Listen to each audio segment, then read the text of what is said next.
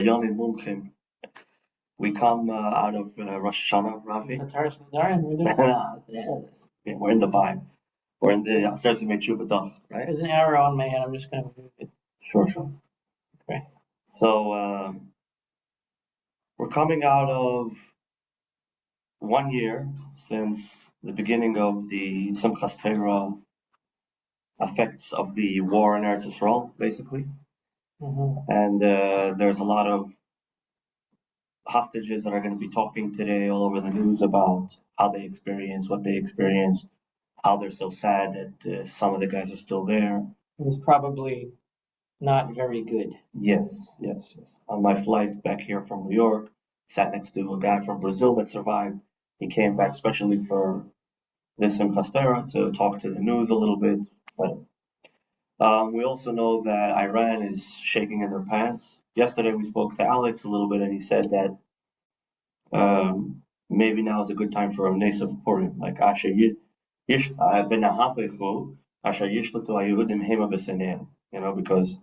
you have Xera, and then on top of the Xera you have Yeshua. So maybe this October 7 will get some of the wrath of God on the enemies of the Jews. Maybe it'll become a holiday. I don't think so. It's a holiday anyway because it's Simchas Torah. I don't think anything good is going to happen until we decide that we want to win. You don't think that decision has been made? That we want to win? No, it hasn't been made. Okay. And when you say we have to make the decision, what are we talking about? We have the people that are in charge of the capital that allows winning to take place, which is whoever's in charge of the army. I don't know who it is. It could be Netanyahu, it could be Gallant, it could be a combination of people, it could be somebody in the back in the deep state that we don't know about. I don't know who it is. Nobody knows who's running the country. That's the problem. Mm-hmm. So Moshe Feiglin says it's like a shtetl mentality instead of a country mentality. Even the protests against Netanyahu is kind of shtetl mentality, like we hate Netanyahu or whatever. It's not thinking of the whole picture. Or Iska Shav, it's like a very shtetl mentality.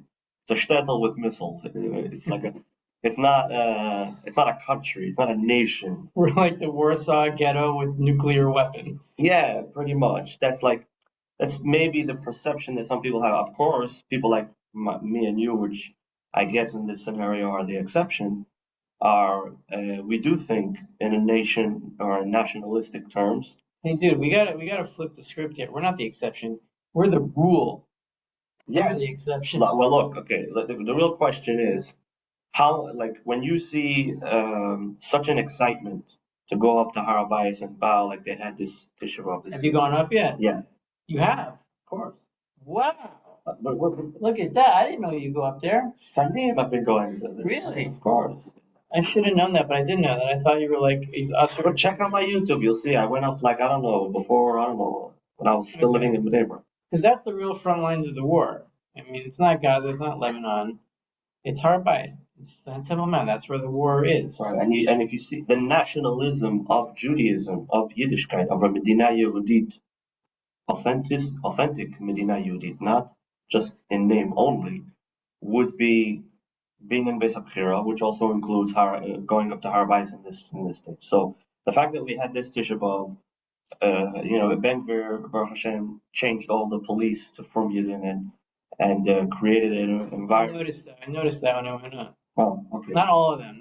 Like key areas are manned by specifically religious police that do a good job for what they have to do. Right.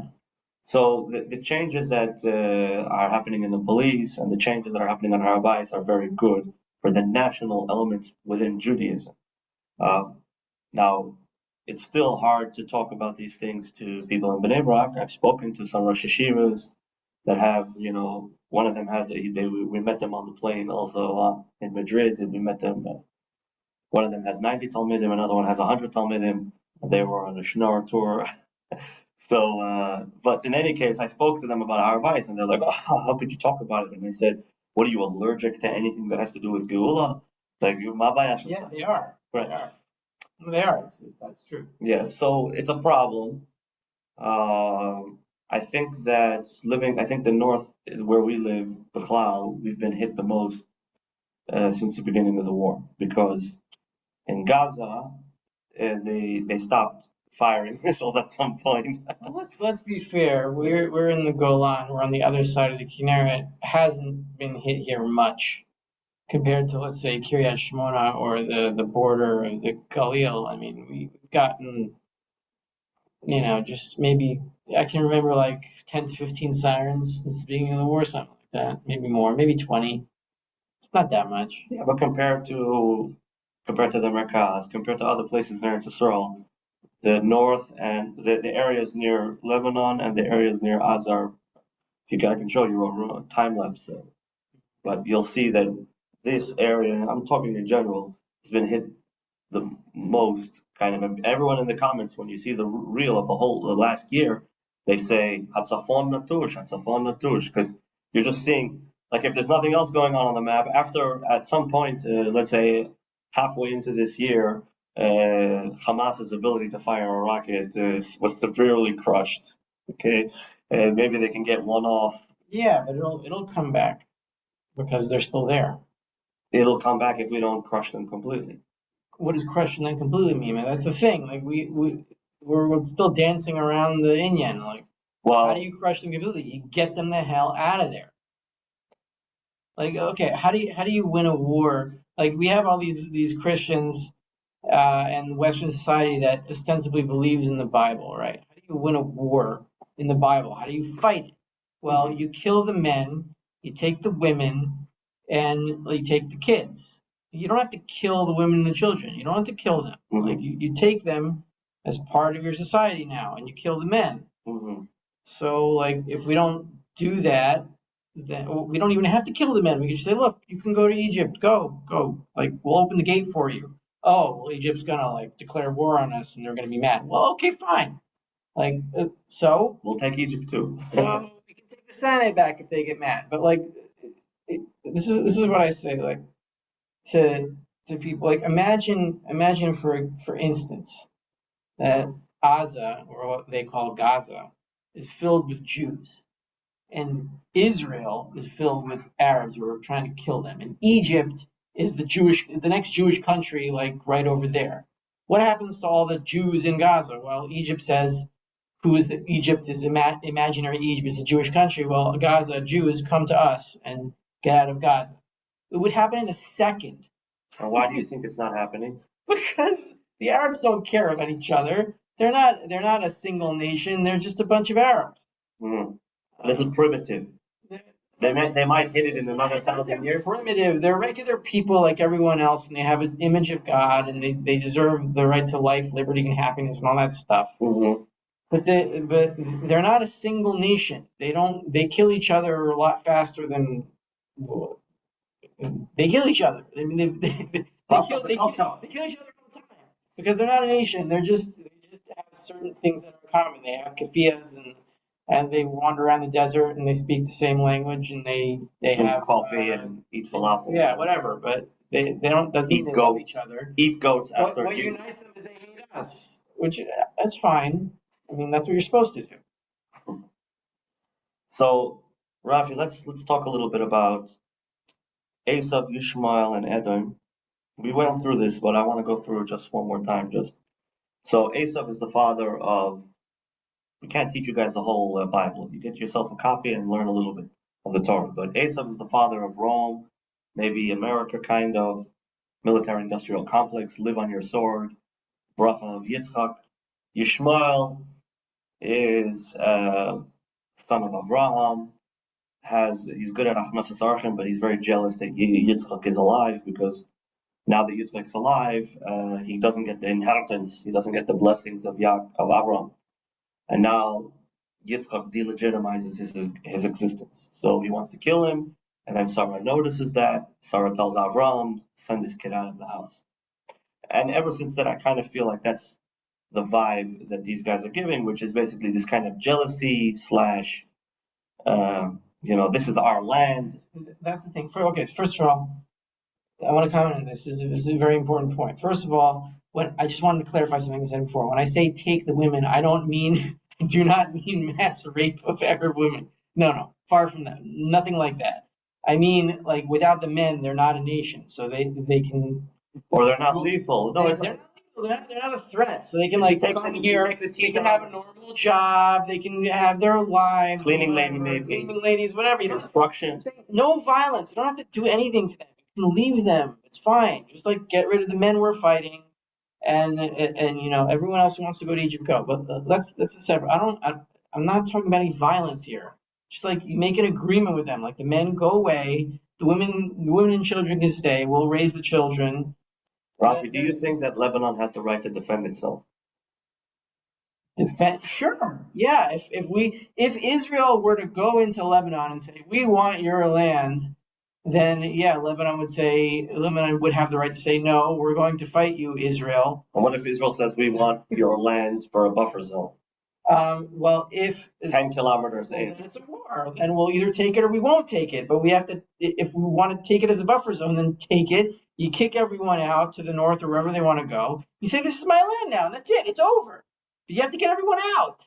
Like that. That's how you win. That's how wars are won. You can't have any stragglers schmoozing around. There's these superpowers, America, and there's Europe, and all these. Like, you can't finish the war. You can't win it. You have to sign a deal before it's over, and then it just keeps going. That's how they continue the war machine. Mm-hmm. Well, about Avram and Yitzchak and Yishmael and Avram kicking out Yishmael. It says in the pasuk, "Vayera me'od b'nei Avraham." Right? He was very bad. He did not want to kick out Yishmael. He didn't feel it was a good idea. He thought it was a very bad idea. He was like, this is horrible. I don't want to kick out my son. He didn't want to do it, and we're in the same situation now. We don't want to kick out the Arabs, which is why we didn't kick them out in 67, which is why even when they're trying to kill us, we don't kick them out of Gaza. We don't kick them out of anything. We don't kick them out of Lebanon, which is also Jewish land. We don't kick them out of it because we don't want to. At the end, who wins? The wife and God.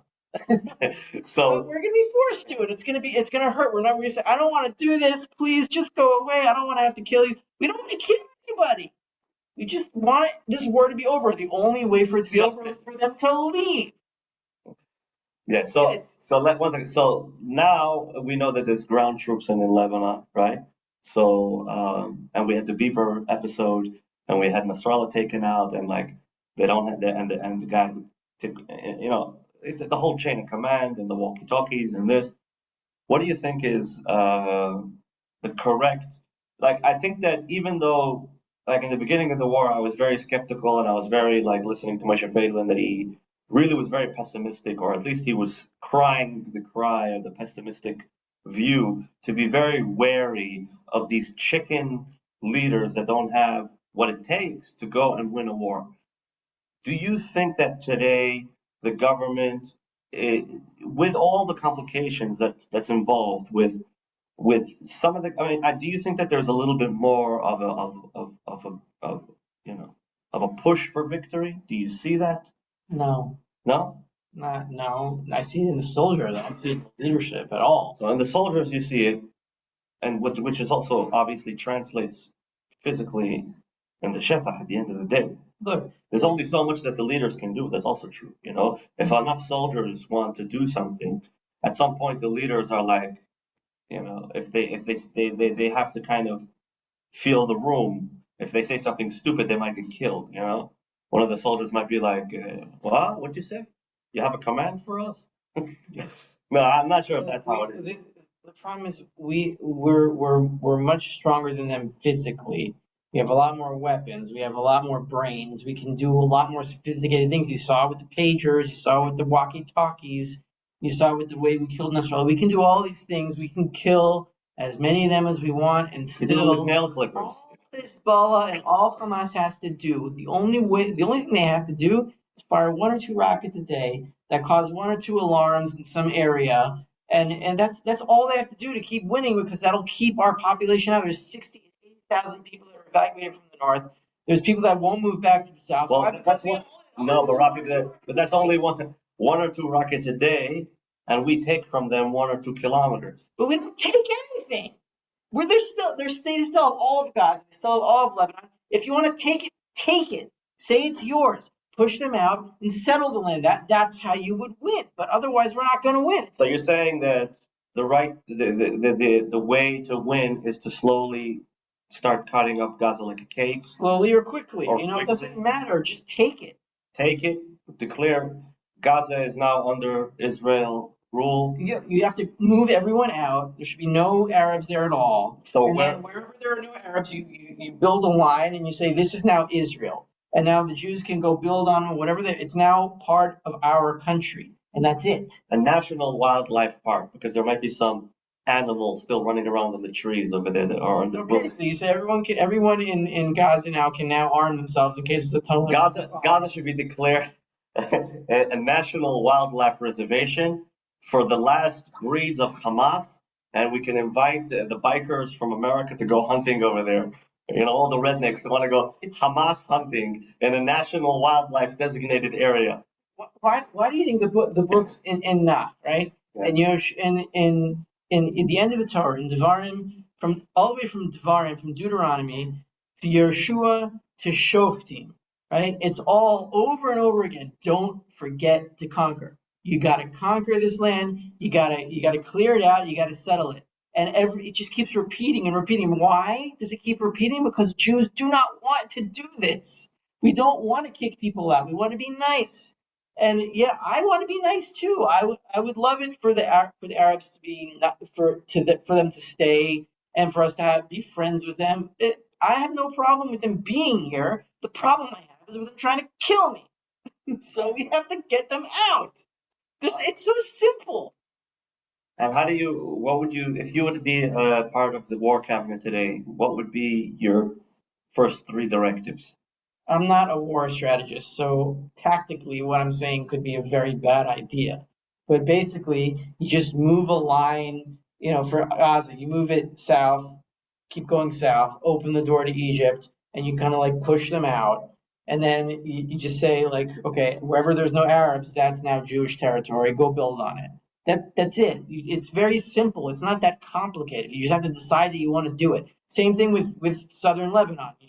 You move the troops up and up and up and up. You clear everything out, make sure there's no Lebanese there, nobody, nothing, and then you just make that part of Israel. And then every time they shoot a rocket, you move further north until they lose the entire country or they stop. Okay. So yeah, definitely. I'm hoping that. What do you think about Trump? Today he's going to the aisle to daven at the Rebbe's gravesite in Queens, and this past what? Yeah, today. Why? He's going to the Rebbe's grave? Yeah, to pray in the merit of the righteous. He wants the Chabad vote. No, Rafi, don't be so political. I mean, yes, but also, the Rebbe was an inspiration. When people go to the gravesite, of course, according to halakha, you're not allowed to daven to the dead, but you're allowed to say tehillim near the dead. And when you come to the gravesite of a tzaddik, you are reminded of their life and their legacy and their Torah and mitzvahs, and it should inspire you and maybe give you an awakening of tshuva. We know that the Jewish people left Mitzrayim with Yosef HaTzadik, carrying Yosef's grave, and if not, then the Medrash says that the Yamsuf wouldn't open if they wouldn't be had. Because the word Vayana. Vayana, right? So they ran from Yosef. So the fact that I think that there's also a spiritual awakening happening. That's what I'm trying to say. If Trump is going to the aisle, and Sarah Netanyahu was there the other week, and Yair was in the Jerusalem prayer breakfast, and hundreds of Christians and all kinds of people were praying in the name of Hashem. They were praying in the name of Hashem for Israel. So they put their Christianity away for a minute, prayed to Hashem with other Jewish rabbis against the United Nations. So I think that there's a big arousal, a spiritual arousal of the religious groups in the world aligning under the Torah, under Hashem, putting away their politics. There are, of course, still, hardcore Christians. I don't know what that means exactly, because so many different denominations, but there are still Christians that think that the Pope is something. I think that most Christians, at least in America, don't think that the Pope is representing the Bible correctly. He's promoting the LGBT. He's doing things that are blatantly against the Torah. Even his name is Francis. Isn't that kind of an effeminate name? Francis? Yeah. Sure, listen, I was never under his. Sounds like a tranny kind of name. Yeah, okay. I'm not well versed, but the thing is that I think that there's a very big move now, especially when the internet is open. Anyone can watch our video, for example, Christian, Muslims, Jews. This is a new age. You know, it used to be if you're in a Muslim country, you're not allowed to talk to a Jew about religion.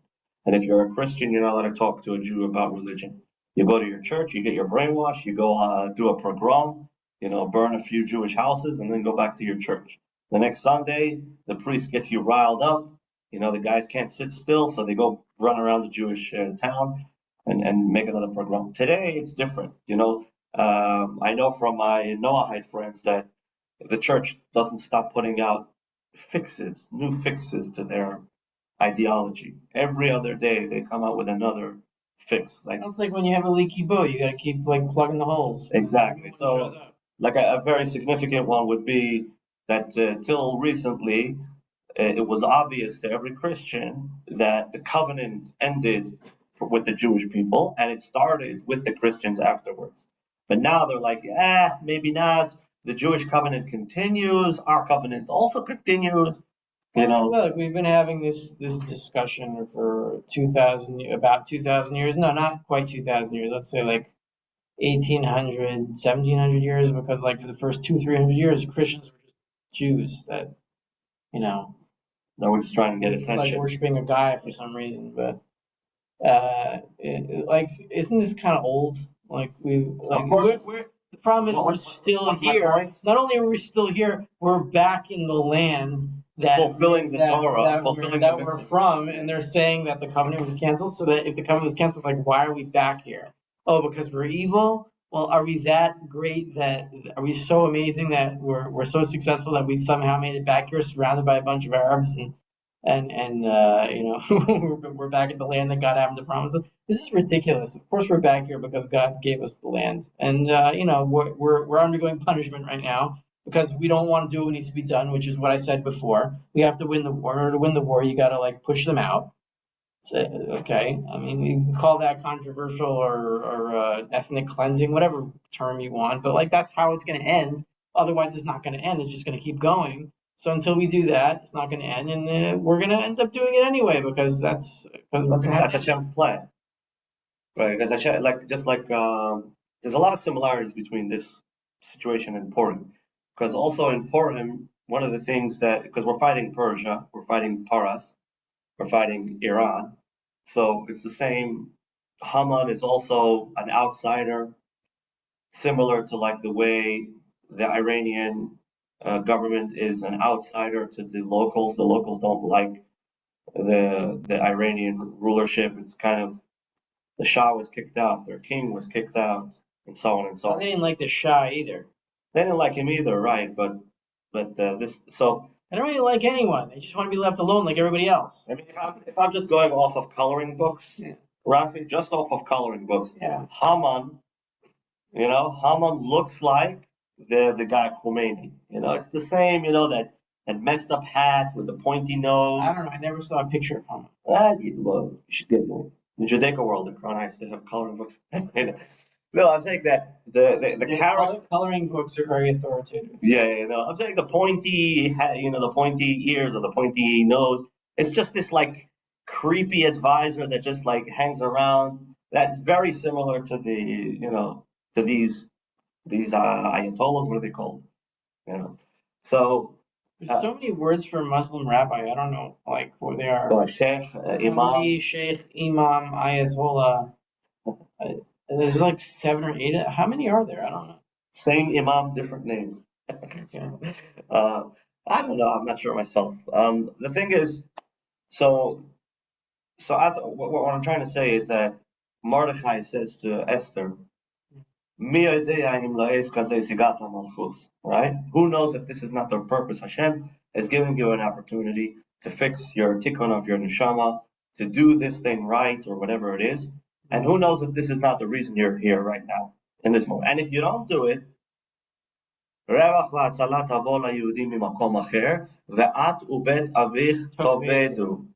so don't worry. If you don't have the guts to do it, just resign, or walk away, let someone else do the job.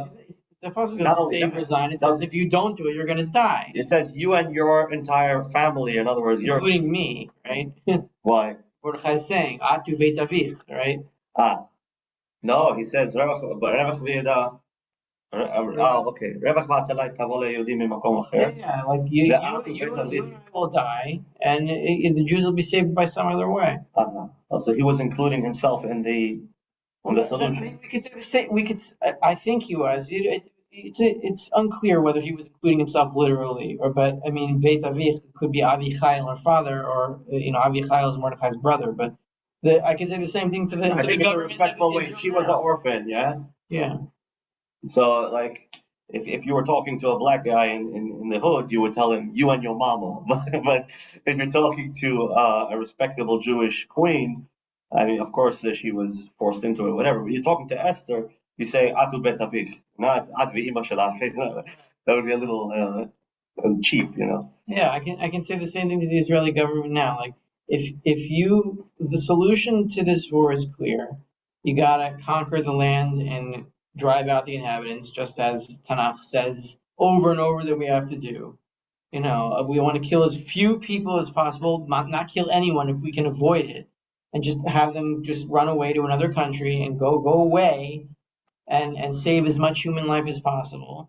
But if you don't do this, if you don't decide to win the war instead of control the situation on the ground for another, 5-10 years, or however much time you're trying to buy, if you don't try to solve it, you're gonna die. I don't know how. I'm not threatening anybody. I'm not part of this. I just try to stay quiet. But it's Hashem's destiny. That's Hashem's plan. You're gonna fail, basically. You're going to fail if you don't try to win.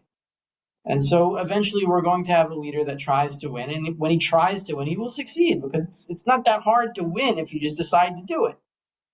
Right. And so 100%. So Bibi and all the guys who think they're so smart and they're so protective of whatever their agenda, their conceptia. I think that there's a big group of Israelis that are so scared that they're losing their power, their justice system, their little combinas, they've been holding the economy hostage since the beginning of the state of Israel. They're starting to lose a grip in the Knesset. They're starting to lose a grip in the justice, in the army, in the police.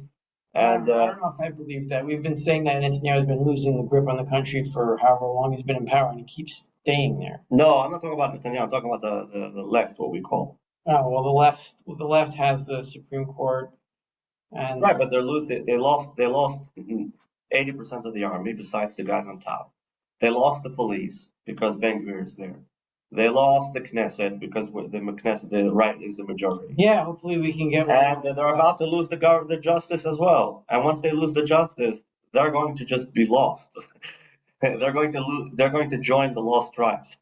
And at that point, no. What I'm trying to say is that for them, they were busy with that trauma.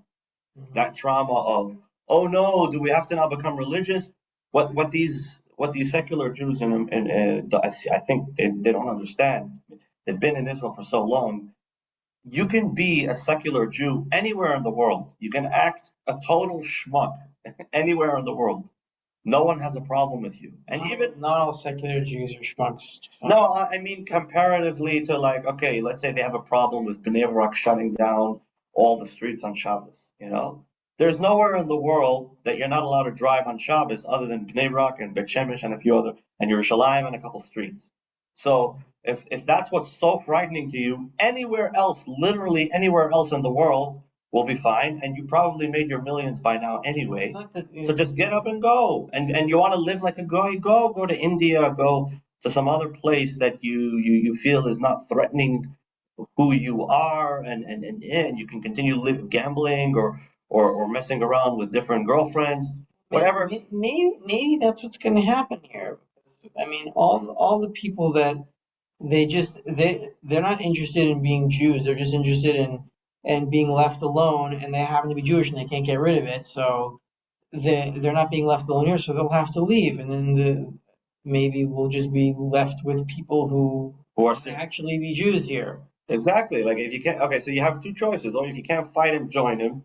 That's one option, okay? So when everyone's going up to build a Beis HaMikdash, or when everyone's going around doing messiahnewsglobal proper, or Minui Melech, or putting together the Sanhedrin, when Am Yisrael's busy manifesting redemption in Eretz Yisrael, you have two options. If you're so triggered by it, if it's so triggering to you to see the Geula being manifested, this utopia Jewish style, this Medina Yehudit that you only wanted in name only, and you tried so hard to erase all the essence of it, but it didn't work for so many years.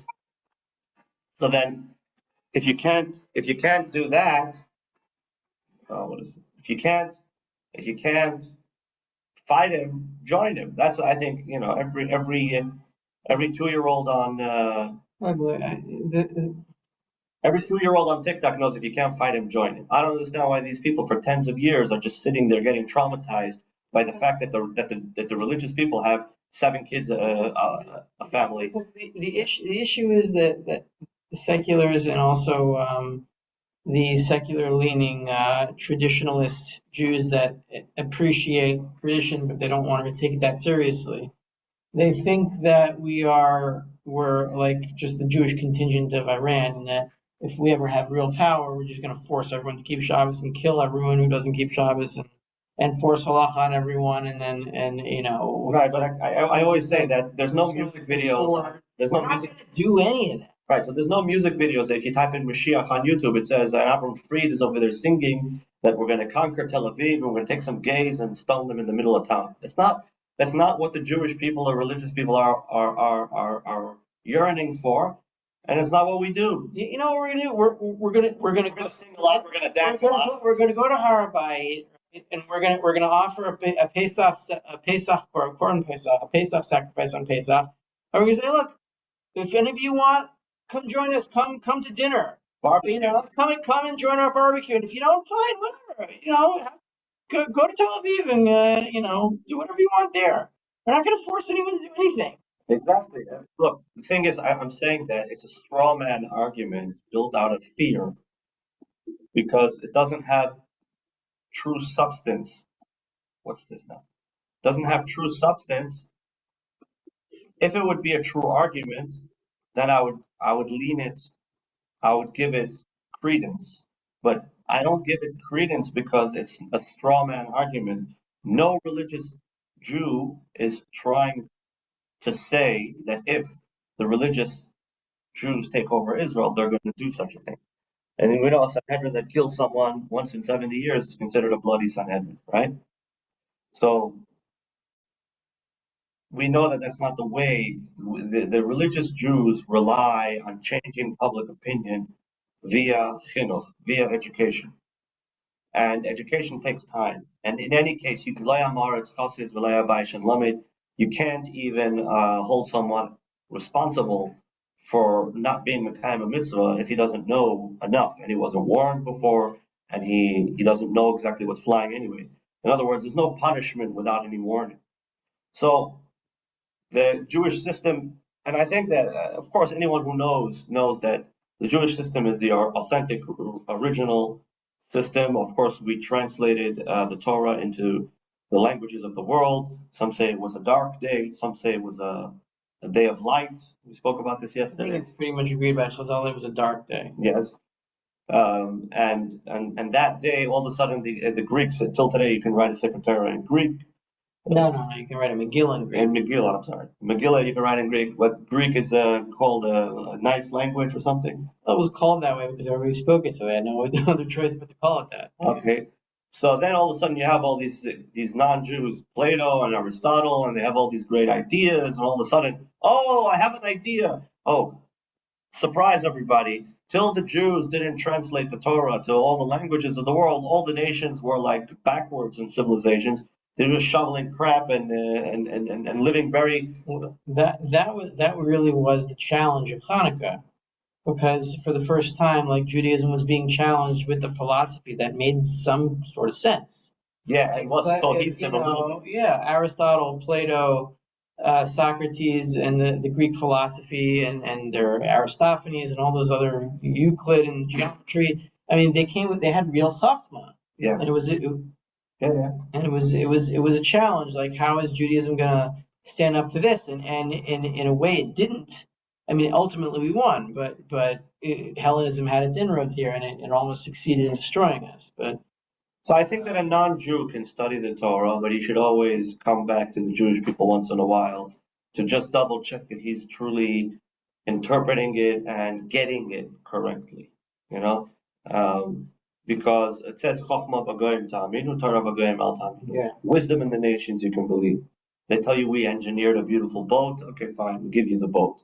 You engineered a beautiful Volkswagen, a Toyota, or we built a beautiful Italian staircase. Okay, fine, I believe you.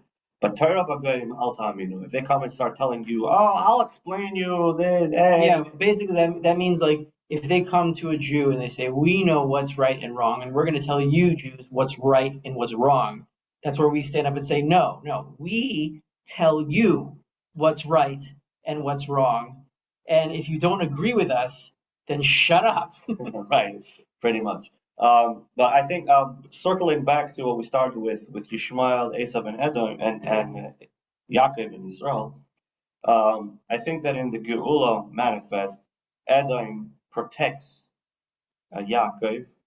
He creates a perimeter where Yaakov can teach Torah from, and he says anyone who, he enforces Yaakov's Torah, which would include, in today's world, it would include Russia and America aligning together to protect the interests of the justice system of Israel, the Torah justice system of Israel.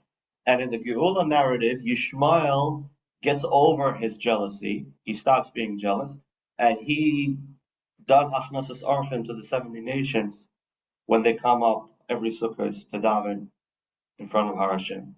So he takes off a little bit of that Achnasas Archim vibe that he learned from Avraham Avinu, and he manifests that to welcome Ki Beiti Beit Tefillah Yikareh L'Chol Ha'amin. He makes sure everybody has a place to stay, a tent, and some coffee, and they take this stuff very seriously in Islam. As long as you're as long as you're their guest, they're not allowed to hurt you. Even if they have certain customs, even if they have all kinds of, even if you're their enemy, the second you're their guest, they can't do anything to you. So there's all kinds of. The point is that Achnasas Archim was taken very seriously, and this is one of the things that Ishmael carried with him, even though he was kicked out of Avraham Avinu's house. So I hope that in the Geula, the Rebbe says in the Yalkut Shimoni and from Yeshaya that we're going to see more and more wars in the Muslim world, and that is, we've seen enough already. Yes, definitely, but that is. Tzapel Raglav Shal Moshiach. When you see Malchus Misgar Zu Bezut Tzapel Raglav Shal Moshiach, Melech Paras Misgar Melech Arabi, Mohelech Melech Arabi LeAram, Litel Eitza Mehem, V'chol Umetz Ha'olam Yisrashim U'Mizbalim V'Neiflim Al Pneim. And they all say, where should we go? Where should we go? What's safe? So when we see that, we should know that God says, don't be. Why are you fearful? Do not be scared. Humble ones. Everything I'm doing I'm doing only for you. The time, a humble one's time of your redemption has arrived, so that's what do I think? If we want to go a little deeper, what it just means, the more the Arabs fight, the more Mashiach is coming. So what's going on over here? I think there's a purification going on here. There's a purification. If someone, for example, let's say someone says, I want to do something. It's not so legal, but I think I can get away with it, right? So he's like, I can try to do the legal way, but let me try to do the illegal way. And if I don't succeed in the illegal way, then I'll try a little harder and do it the legal way. So the Muslims are now in this conundrum.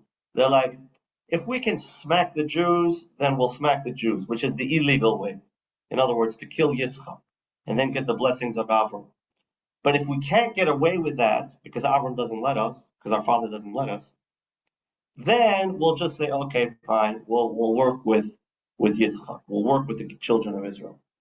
So now these wars is basically kind of a purification of that system. And we really see that system coming to fruition. We have the Shia and the Sunni. We have the Saudi Arabians and the Egyptians and the Jordanians trying very hard to stand with Israel as much as they can. The Jordanians. Yeah. They're trying. Jordan is very small. It's like Poland, it doesn't have very much say.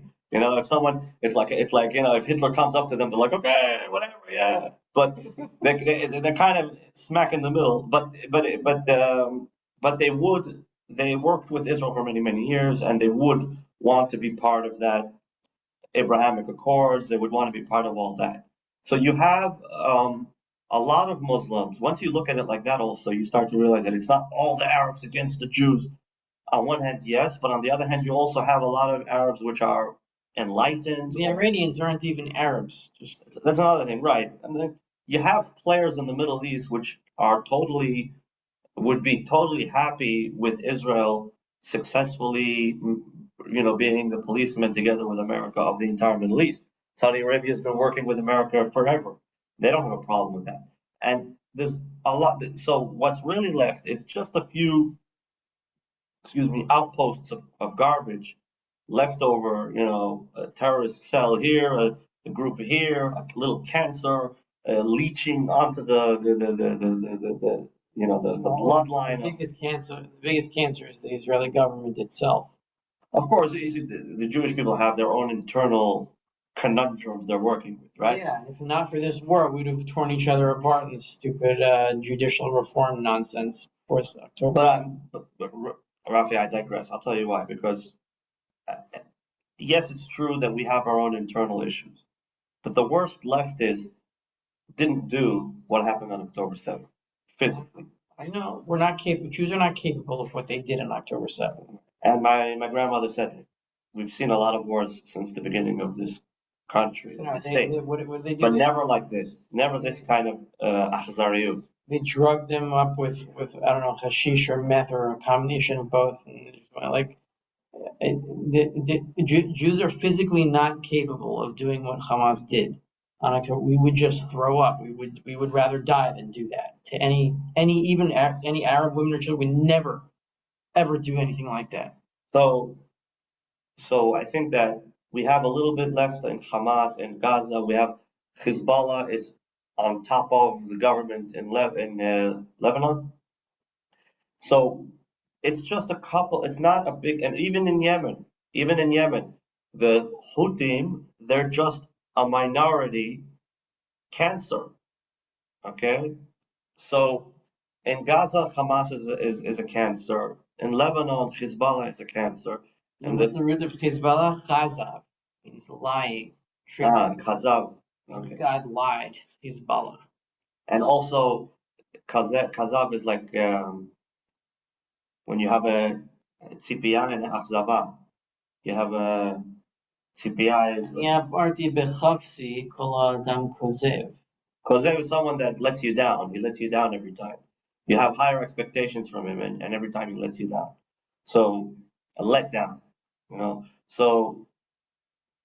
So once we clear out Hamas from Gaza, Hezbollah from Lebanon, the Houthim from Yemen, and the Iranian. It's not our job to clear out the Houthim from Yemen. That's America's job. Look, we can work it out. It's not a big. It's not on our border. It's nothing to do with us. I'm not. When I say we, I don't mean necessarily Israel. I mean the common sense people. It could be Saudi Arabia coalition with. It's Saudi Arabia's job to get the Houthis out of Yemen. I don't know why. Why didn't they do it already? They've been fighting Yemen for how long? I don't know. That's all they do is bomb Yemen. It's still there. Well, yeah, they need a little more help from Israel with that, with the aiming. We're very good at aiming. So the thing is, I'm just saying the common sense people, the people of faith in the world, the people of common sense, the people that are just trying to raise their kids and have a good life. I think that we should all understand that we shouldn't be overwhelmed too much with what's happening. We should take this into proportion. We should understand that Hamas is a small group. Now, of course, you know what happens when you leave them alone. They fire missiles and they become a problem. So they need to be eradicated. They cannot exist anymore. They don't need to be eradicated. Just pushed into Egypt. Just push them out. Yeah, and now Israel controls the corridor, so we could just open the doors to Egypt and just tell them, everybody go. This is a peace Peace corridor, humanitarian corridor, into Egypt. Humanitarian corridor straight into Egypt. And if the Egyptians complain, Egypt was fine without the Sinai. We're fine without the Sinai. Why don't we just like push them into the Sinai and say, you know what, you can like deal between us and Egypt. You got Sinai. That's your country now. Now just leave everybody alone. Exactly. So you can hang out in Sinai, go back to Mount Sinai, maybe get some Torah in your mind, and then stop being so radical. And when you're done being at Mount Sinai, you can maybe come back and get. So what I'm trying to say is we can resolve these issues, but we have to understand we have just a small amount of extremists. They need to be dealt with. And every day that Hezbollah fires missiles, you tell me, oh, they can hold back the return of hundreds of thousands of Israelis from going back to their houses. It's about 80,000. 80,000 Israelis from going back to their houses with just one or two missiles. Yes, but every time they fire a missile, they legitimize the crazy bombings that we do, the retaliatory bombing that we do. You don't even have to waste bombs on them. You just stop bombing Dahia and just take it meter by meter and say this is now Israel. You don't have to bomb anything. You don't have to kill anybody. We just stop killing people. Okay, so as someone who understands a little bit about strategy, yeah, okay, fine. If you take even 10 kilometers and you create a buffer zone, it's very possible that the missiles that are being fired at Israel are 50 kilometers in. Okay, so then you take more land. I mean, you can keep taking more and more until they stop, or they don't stop and you take the whole thing.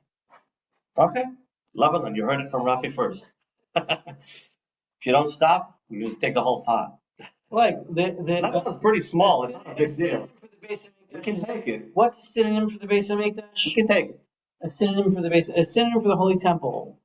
Eretz Levanon Yizgeh. Levanon is a Milani David. It's a synonym for the base of Mikdash. The Milchemet Levanon Rishona, Milchemet Levanon Shnia, Milchemet Levanon Shlishit. This is the third Lebanon war. Two temples. Hopefully, this one will lead to the third temple. And according to Kabbalah, which Rafi doesn't learn so much. I don't learn it at all. Oh, okay. Who's say that? Don't give me credit or well, I mean, we spoke debit for what I okay. You may have heard something from me by mistake once in a while. Okay, so I never listen to you. No, I don't listen. Okay. What does the Kabbalah say? Kabbalah says that Lebanon is a very high level in Avodas Hashem. It's a very strong connection to Hashem, a very sophisticated connection to Hashem. Okay. And a very steadfast in Emunah. Do you have any idea what that means? Yeah. Okay, good. It means that some people have flailing Emunah. They believe in Hashem in the morning, but at night not so much, or the other way around. Or they're kind of like a woman on her period with their Emunah. It's kind of the stock market. It's the S&P 500. But Erez is like we know, like Yaakov, like we're talking about a tree that's just, you see sometimes these pictures of these trees that are just, they look like they're 1,000 years old, just standing there. Sometimes they are. Sometimes they are. You have to cut them and count the rings. That's what they say. I don't know how to count rings. The 1, 2, 3. Right, and then what is it? Each ring is 1 year or 10 years? It's probably, I don't know. You see, you don't know 3 years how long it is. Same thing as making a Molotov cocktail. Very easy. 3 simple steps. Okay, so what I'm trying to say is that just like Yaakov Avinu planted the trees before he left, when he came to Egypt, and the Yidden took them out, and with those ACHIM, they built the Mishkan. So the Erez trees, the Lebanon is a very steadfast. It's like the difference between Nitzavim and Vayelech. Nitzavim represents a very strong foundation. You can't move it an inch. Faith in Hashem, and on a very high level, converse like tefillah with Hashem, and connection to Hashem, that is extremely revealed and extremely sophisticated. Like to give an idea, Rafi, to give you a parable in the world. So just like we spoke about this once. So you have solar energy, comes from the sun. You have wind energy, comes from the air, right? And you have water energy. You have this, like from the Niagara Falls, they can generate energy. And from fire, from coal, they can also create energy. So you have Esh, Mayim, Ruach, and Afar. And in Kabbalistic terms, the only way you can manifest energy from these sources is if these sources remind you of Hashem. So when you see a tree, you say, Marabu Masecha Hashem, you're now, or you see wind and the air, and then you have a connection to Hashem of emunah that's steadfast. It's just there. It's a stance. Anyone that sees you, nothing to do with air, water. It's just nuclear energy. It's just there. It's a very steadfast emunah. Aza is milashon azut. It's the chutzpah, the chutzpah to make the Sanhedrin initiative, the chutzpah to go to Har HaBayis and bow totally on Har HaBayis hundreds of Jews, the chutzpah to talk about building the Beis HaMikdash, the chutzpah to talk about Medina Yehudit, that this state should be a Jewish state. And what is a Jewish state? Well, ask the Jewish sages, ask the Orthodox Jews what a Jewish state is. They'll tell you what it is. Instead of saying, why aren't the religious Jews signing up for the army? You have to say, what's a Medina Yehudit? What's an army? You have to ask the Jews. You have to ask the Orthodox Jews. Chutzpah is Bala, it's the same letter. Yeah. Zayin and Sadi are interchangeable, and Pei and Bet, Pei, Vav, Mem, Pei are interchangeable all the time because they're all plosive. Hot bunch right here. Bet, Vav, Mem, Pei are all plosive letters because they all involve like ba, pa, va.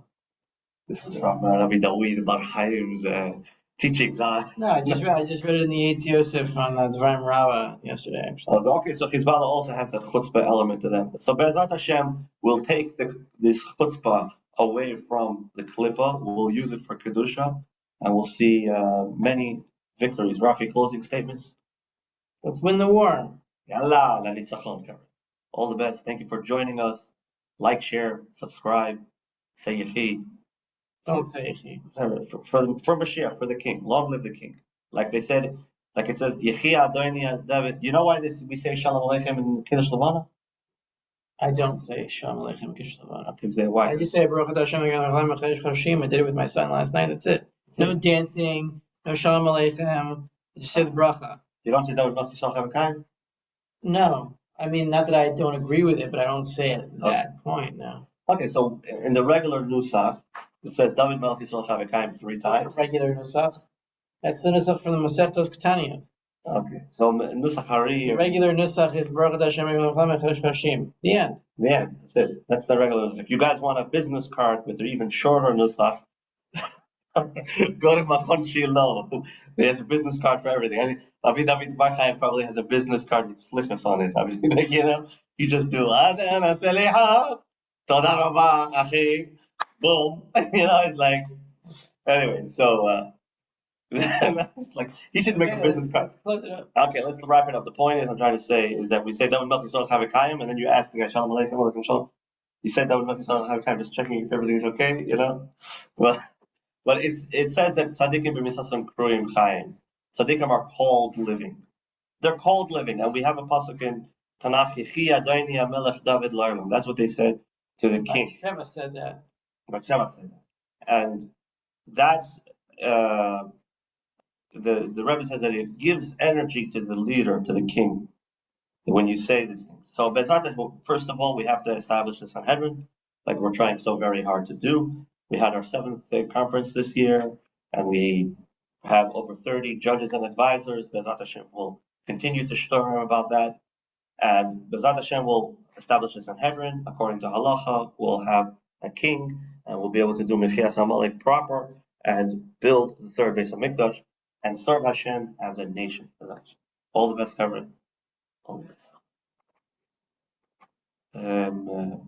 Okay. Yeah. Live stream. Did you know Yiddish? Anhalten?